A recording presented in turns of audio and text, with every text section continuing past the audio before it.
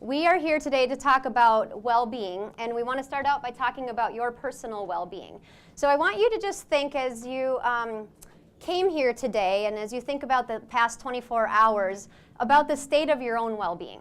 We talk about your organizations and the people in your organizations, but how are you doing? What is your own well-being? How does your body feel? Are you breathing, like really breathing, or are you noticing like, oh, I'm kind of haven't taken a breath in a little while? Sometimes I do that. If you think about the people you connected with in the past 24 hours, have you made any connections, or are you just moving through your day? The people in your personal life or your work life, are you connecting, or are you just moving along? And how have you talked to people? Has the way that you've interacted with people, is it something that you're proud of and you feel good about, or did you snap at your children like I did the last time I interacted with them? How are you connecting? How are you showing up? I want you to think about all of that, and I want you to kind of encapsulate it in terms of the state of your well-being. Now, I'm asking you to do that, but I have to admit that it's really hard for me to think about my own state of well-being because I don't pause long enough to do that. People who know me know I don't pause very often. So to even come up with a way to describe my own well-being is challenging, but I had to for this exercise, and you have to too. So this picture, I don't know if you can see it, I'll hold it up too. This picture is what describes the state of my current well-being. So it's a little boy in like one of those sprinkler things coming from the ground, kind of going like this. And the reason that it describes my state of well-being is I have 4 children under the age of 10. 2 of them are 5-year-old twin girls, which are their own kind of sparks. And so I have a team that relies on me. I travel quite a bit for work. My life is pretty hectic, but you know what? I love it. I'm happy. A couple people I haven't seen in a long time here today asked how I'm doing. I'm not lying when I say I'm fabulous. I am truly really happy, and I love what I'm doing. But some days I feel like this is a lot. Like I didn't know when I stepped on this water that it was coming up this much. Like I think I have water up my nose. I'm not really sure if I can breathe. My hands are up because I'm having fun, but I also kind of want to surrender sometimes. And I'm alone. Like not everybody around me in my life feels like they want to jump in this same pool. My team, my family, like they're not really as adventurous about taking on this full water that I am. And so my well-being fluctuates. Some days I'm feeling really good about it, and some days I'm feeling like throwing up my arms.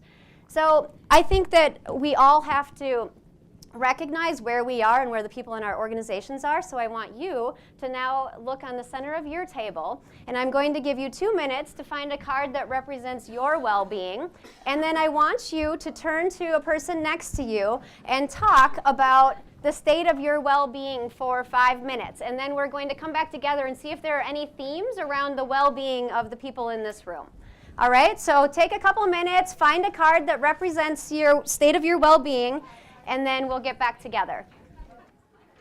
I heard a couple of people say these are so strange. You're right, they are. They're very strange, and so you have to use your imagination.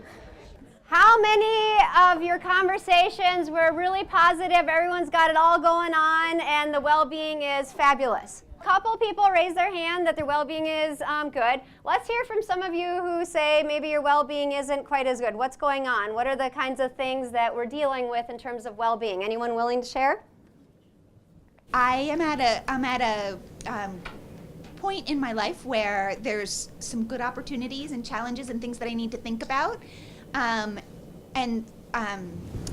or I could kind of stay put and just kind of stay in a comfortable spot. Mm-hmm. And both are challenging for me and for my personality, and I'm not really sure what to do. So there's just a lot of unknown. That is playing out in my mind over and over and over, and you know, it's one of those things where it's like, okay, yeah, maybe make a decision and go towards a path. So Gretchen's example isn't about health related, specifically like meditating, but you hear her talking about it playing over in her mind, and you're going to hear in the session you do with Paul in a little bit about energy and the energy that decisions like that consume for us and for the people who work with us, and how that impacts your well-being. One more person want to share?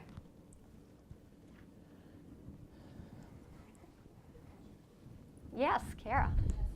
So the one that I chose was parents on the beach with their 3 kids. One of the kids is buried in the sand. I recently just came back into the workforce. I just had my third child, and sometimes I feel like I'm the one that's buried. But again, I love being back to work.